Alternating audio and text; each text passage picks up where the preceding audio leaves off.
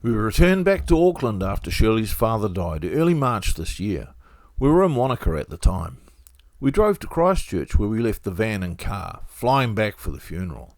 After the funeral, we returned to Christchurch, picked up the car and van and started the trip back to Huntly. We have been missing for a while, but we have not been idle. Shirley and I have been working on our daughter's house to get some issues semi-completed or completed, as the list of repairs needed for this 1940 two-storey house was large and growing. Before leaving to head back to the South Island, we have got this bathroom ready for tiling, and that will be done while we are away. We hooked up the van and left Huntly on the 1st of December, spending one night at Piraka on State Highway 4 just past Whanganui. The next day we travelled to Whanganui and arrived on the 3rd. When we woke on the 4th, we went to the Durrie Hill elevator with the camera on time-lapse as I never checked it. This elevator was built in 1919 and is a unique underground public elevator connecting the riverbank to the hilltop suburb of Durrie Hill. Access is via a 213 metre long tunnel and a 66 metre vertical lift. It is a Category 1 historic place and New Zealand's only such public transport system. Look at me sometimes like all you want to do is run. Hear me out, hear me out. It's all the things you never show. If you enjoy the video, please don't forget to press the subscribe, ring the bell, press the like button and leave comments and ask questions as required.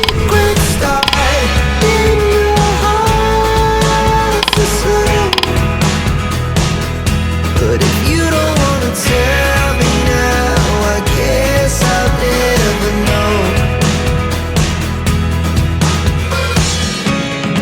Losing almost all my energy.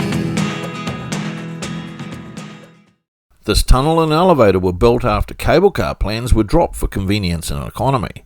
The lift exits at the top of Durrie Hill, leading to the remains of the Duncan homestead and the Memorial Tower for panoramic views. The lift takes almost a minute one way. It shakes a bit and has what looks to be quite a loosely fitting slide guide system. The lift itself is a cable system with dead weights below that I believe are to allow gravity to do its thing, keeping the lift vertical. Steal away, live for the moment you say. This is Durrie Hill. There is also access to this spot via stairs, so if $2.50 one way is a bit of a financial stretch, you can walk. In 1946, Sir Thomas and Lady Duncan set up a trust in response to the polio epidemic in New Zealand at that time. Sir Thomas and Lady Duncan funded the investigation of treatment for polio and established a polio hospital in Silverstream, Wellington, which was later relocated to Durrie Hill, in this very spot. The Duncan Hospital in Silverstream, Wellington was relocated to Durrie Hill, Whanganui in 1952. The hospital was sold in 1989 and sometime in the early 2000s the main hospital building was moved to the Waimareie. There are so many good people that this country has produced. This is the Memorial Tower dedicated to the World War I soldiers from the Whanganui area.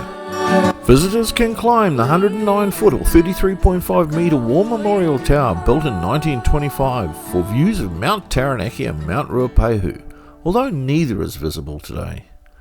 The viewing platform at the tower top is 372.2 feet or 113.15 metres above sea level.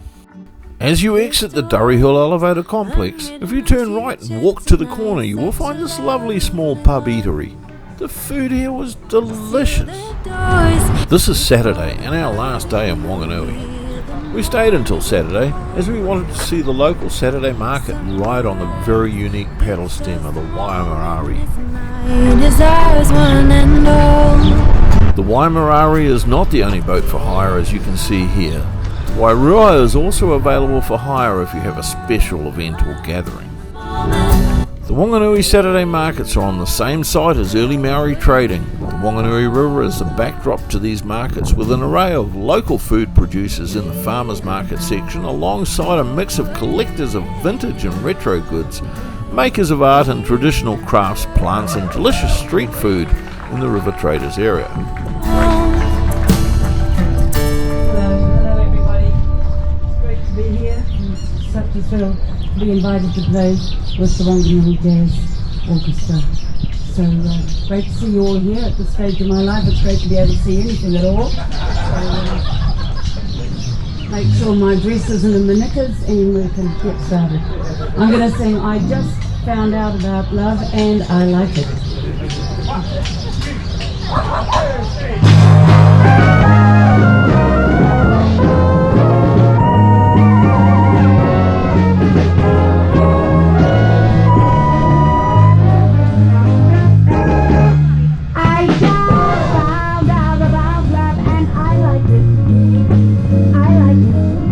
This market has music with today the local jazz orchestra, food, drink, trinkets, clothing and laughter for all. The local police attend and are on duty in full uniform, making it feel like a safe place to be, and I am certain it actually is. These ducks are happy to be here every week and are well fed.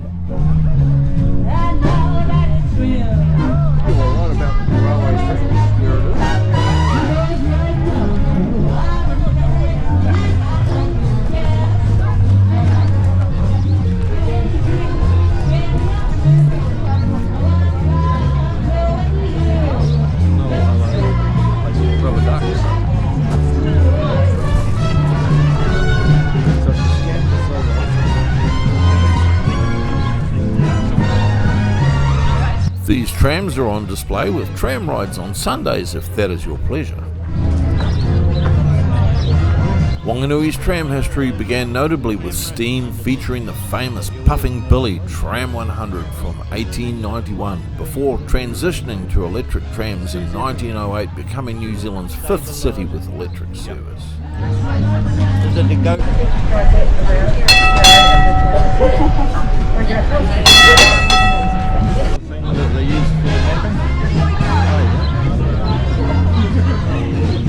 And it's recording, yeah.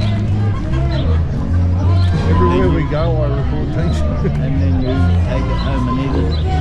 Yeah. Actually, you have to have it. Electrification of tramways began in the early 1900s. The first electric system to operate was in Auckland in 1902. This was followed by Dunedin in 1903, Wellington in 1904 and Christchurch in 1905.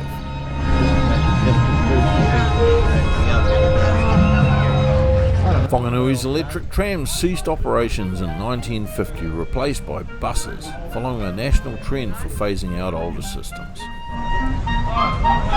Another one in here.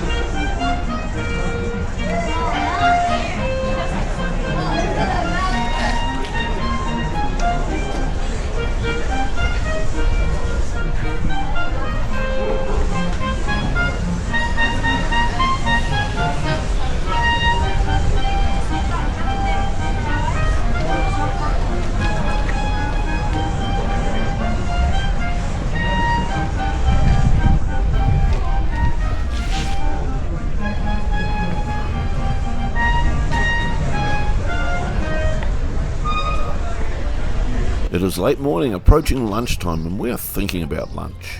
Get yourself a cam roll. Should it be a ham roll and coffee by the water? Should I get Shirley some flowers just to set the mood?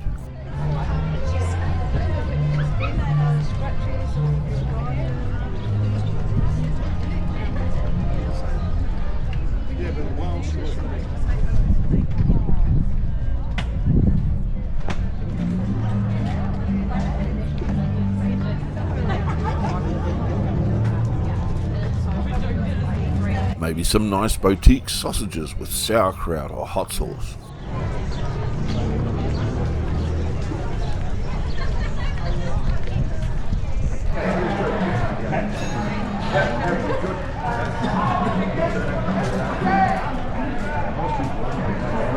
branding. And they were just going this way. Oh, smoothly. Like you didn't notice them. Don't touch my side. They're going to take both of the doors. And the doors side? How do you mean both? There's a door inside. Well, we had seen a small place just beside the market that served food and, more importantly, that nectar from the gods made of grapes that New Zealand is world renowned for.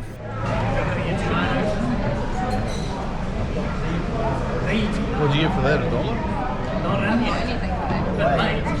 No one's been on it. 2 watches. Oh, I thought you said you're going to take it over. They are going to take both.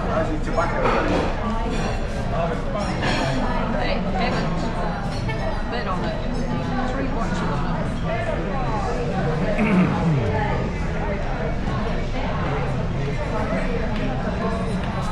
I do not understand why in New Zealand we're worried about Palestine.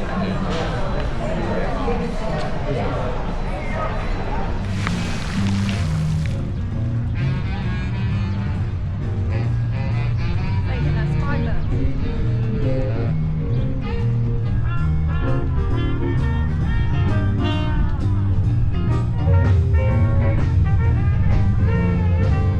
The paddle steamer Waimareie is a historic riverboat based in the Whanganui River in New Zealand.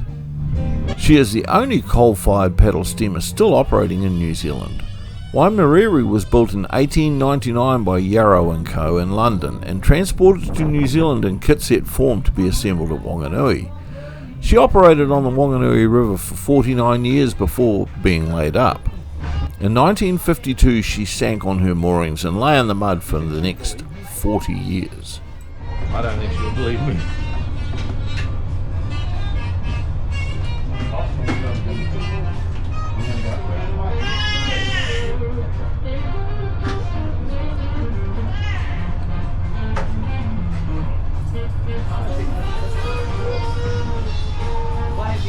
The Waimareie was ordered by the Whanganui Settlers River Steamship Co. She was shipped to Whanganui in 64 crates, plus the boiler.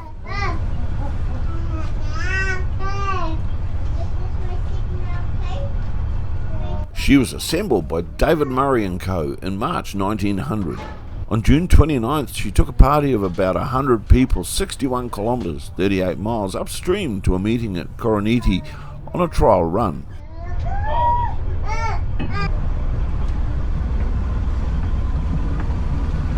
She commenced regular services to Pipariki 3 weeks later. For the first 2 years, she was named Piers Aotea. The company operating the new vessel was in competition with an existing passenger mail and cargo service on the river operated by Alexander Hattrick, who had a well-established business on the river. The Whanganui Settlers Steamship Co. could not sustain the competition, and Hattrick's company purchased the Aotea in 1902. She was then renamed the Waimareie, a Maori language word meaning peaceful waters. It's a bit different to the boat. Welcome to the boiler room. The paddle steamer Waimareie's original boiler was removed when she was salvaged in 1993. Her new boiler is a replica of the original.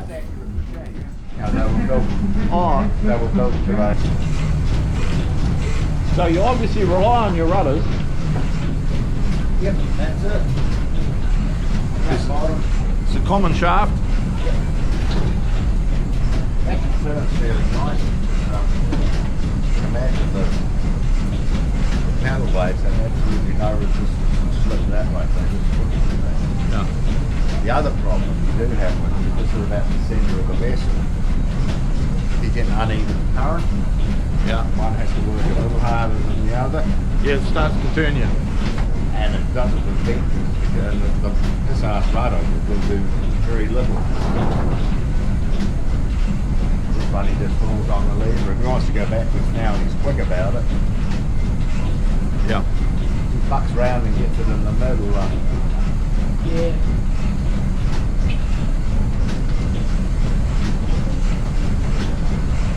Yeah.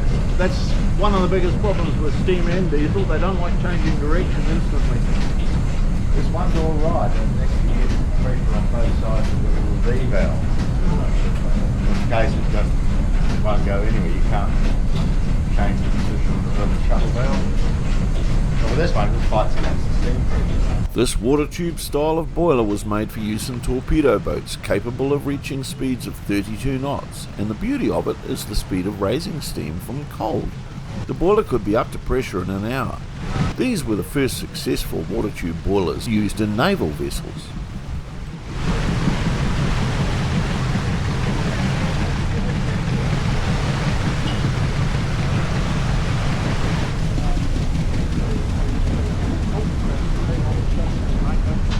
In February 1990, a public meeting was held with 90 people attending to promote the salvage and restoration of the PS Waimareie. The Whanganui Riverboat Restoration and Navigation Trust was incorporated in July 1991 and planned to undertake the project.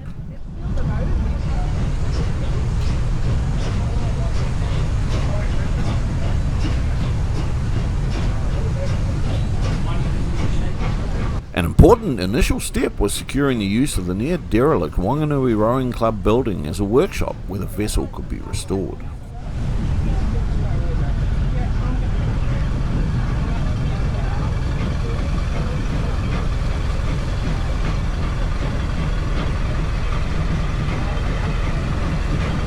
The rowing club building was renovated to serve initially as a workshop and then as a museum facility.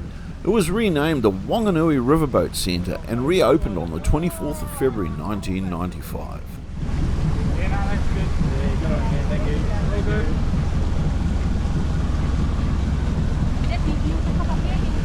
The Waimareie was recommissioned and commenced tourist cruises on the 1st of January 2000. She is the only coal-fired paddle steamer still operating in New Zealand.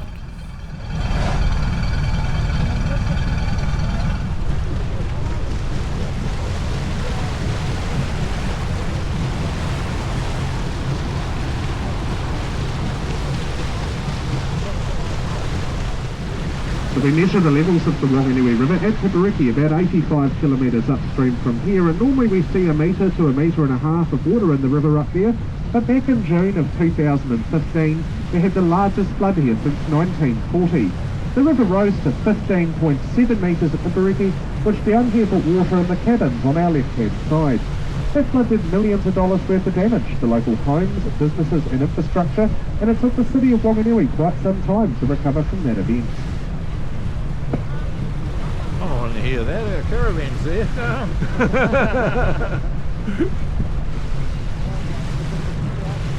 Shown is the top 10 holiday park where we currently have our van. This piece of information has me nervously looking at the sky for grey clouds, or hopefully the lack of them.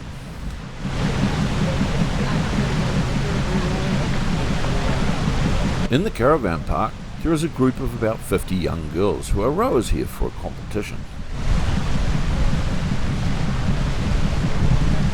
I believe this is the Carapio Christmas Regatta with the Blake Construction Durie Cup up for grabs.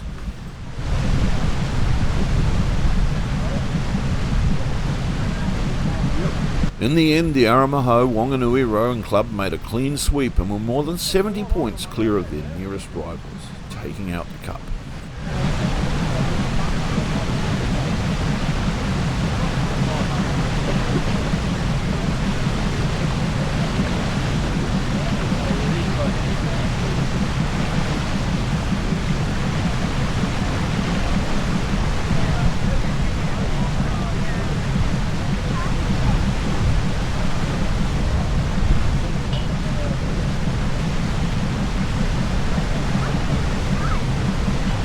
This is a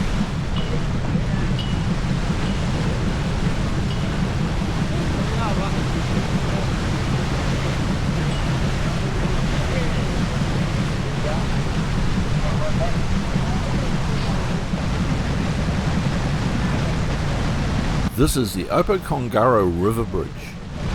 It is more commonly referred to as the Opokongaro Cycle and Pedestrian Bridge, and is an iconic structure spanning the Whanganui River in the Manawatu-Whanganui region of New Zealand. It connects Papaiti and Opokongaro, forming a key link in the mountains to sea cycle trail. For this 2-hour cruise, it is the turning point for our vessel and about 12 kilometres from the museum. This gentleman has come to the bow to warm up the steam-driven windlass in case there is a need to deploy the anchor, such as high windage or current in the turn.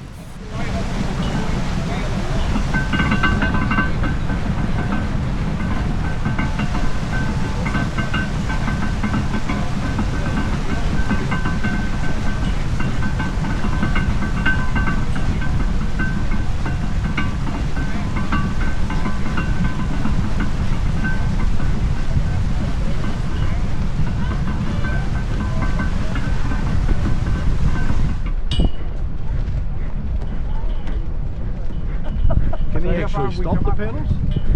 What's that? About 12 power, I think. Around about there, yeah. What's that? Can he stop the pedals from rotating totally? Yeah. Just turn power off. With this wind, you just keep it into the wind and wait till the boat starts to go sideways and then let the anchor go.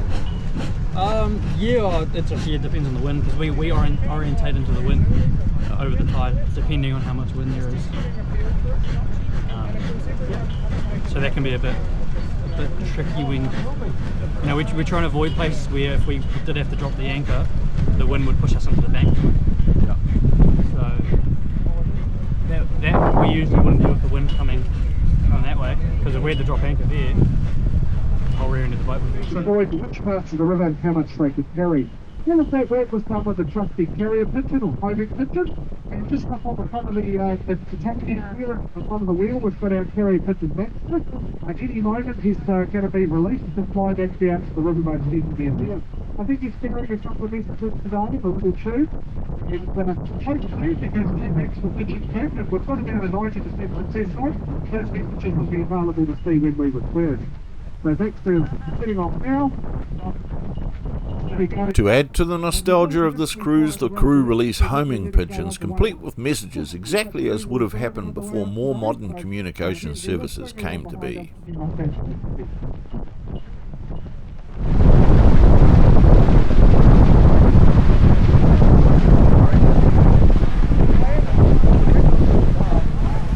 The boat is equipped with a unisex toilet or head on the right or starboard side of the vessel, in the paddle case.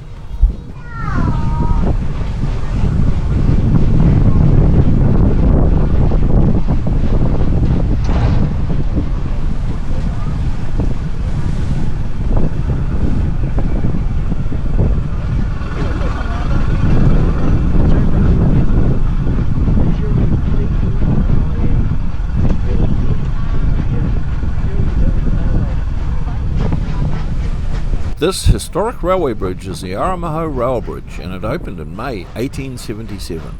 This bridge was an engineering feat of its era. It played a crucial role in connecting Whanganui and the wider region.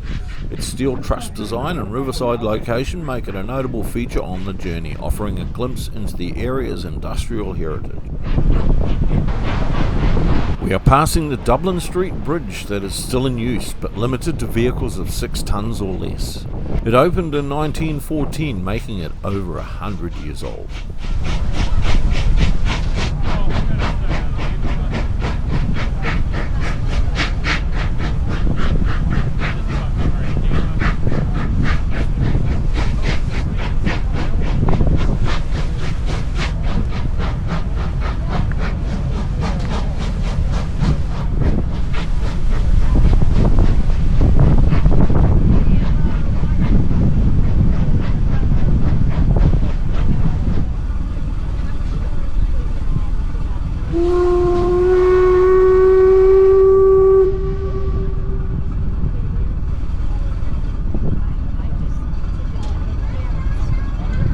Thanks, I need everybody to have a seat please, either on the top deck or down below in one of the saloons. We have to keep both bottom decks clear for the crew to work on. Once we're tied up at the wharf, just remain in your seats please, and it'll take a few minutes to get the ropes on. We'll let you know as soon as it's safe to go ashore. Thank you.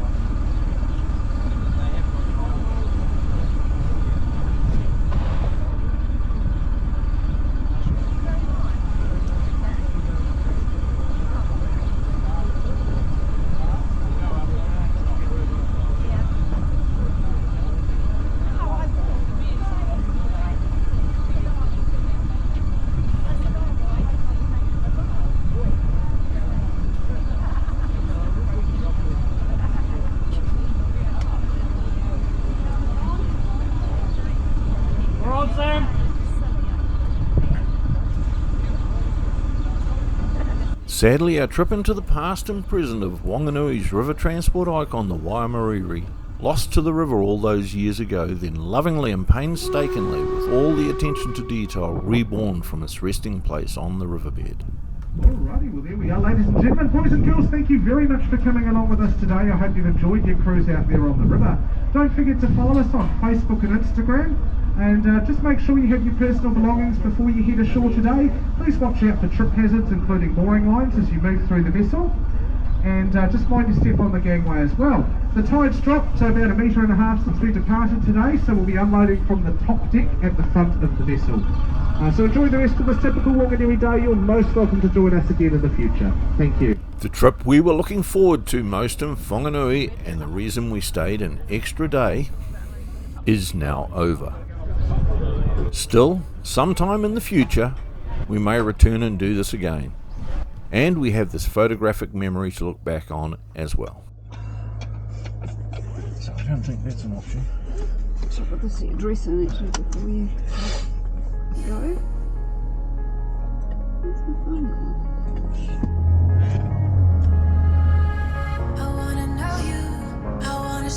Today we leave Whanganui Top 10 and travel to Otaki, where we will stay, visiting relations for a catch-up for a couple of days.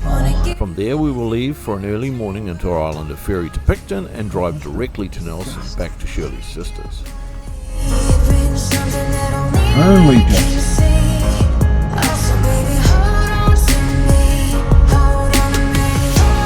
Pretty silly place to put a pole.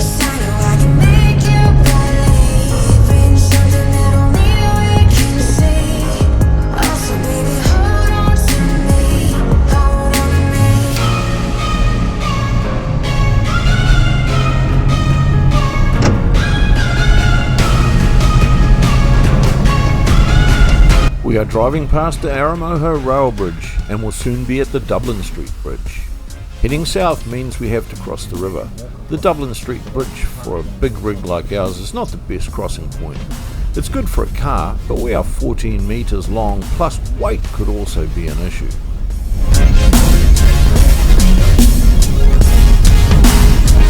Once at the Dublin Street Bridge, we will stay in the right-hand lane and travel straight through the roundabout.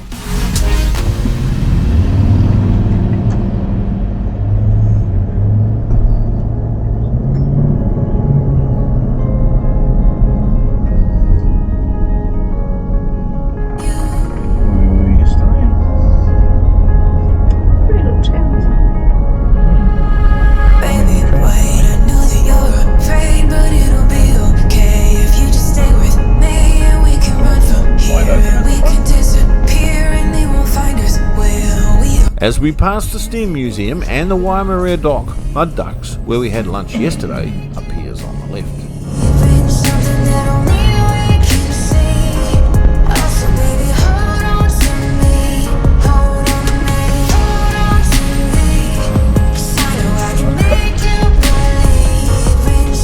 We are arriving at Victoria Avenue intersection and will turn left over the Whanganui City Bridge.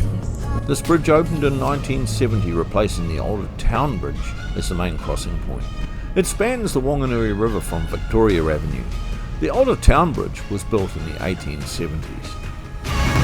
All the posts to the left mean that with a bigger trailer and such narrow lanes, use both sets of outer lanes to effect the turn. That is safer and cheaper.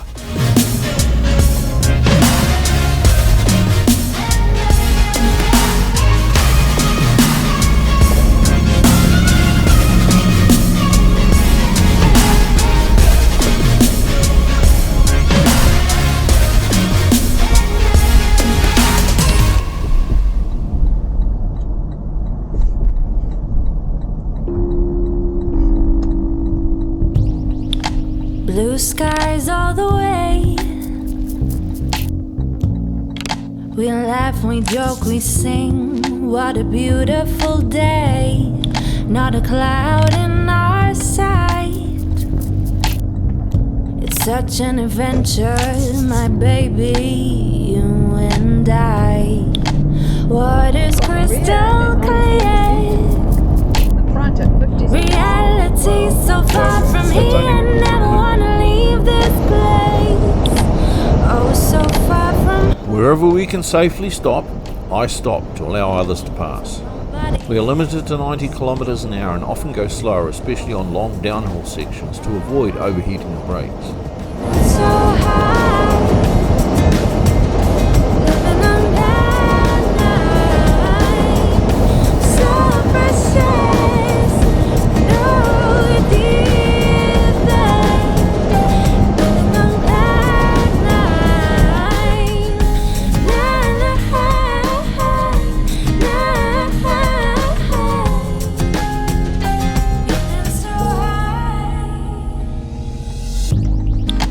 color me in bright light. Taste the night upon our lips. Sweetness like a rainbow's kiss. Happiness is life. No need for money. Oh, sugar, you're my honey. Just past Levin. She said no. Such a She said I'm going the wrong way to see you. But I don't. You take me to the highest heights. Let's stay here, I think we might shimmer me in gold. We have arrived for our short stay in Otaki. We will soon be on the ferry and consequently back in Nelson. This is where we will leave this video until next time. So high, living on that night, so precious. Oh, Sharon. No dear thing, living on that A lot easier.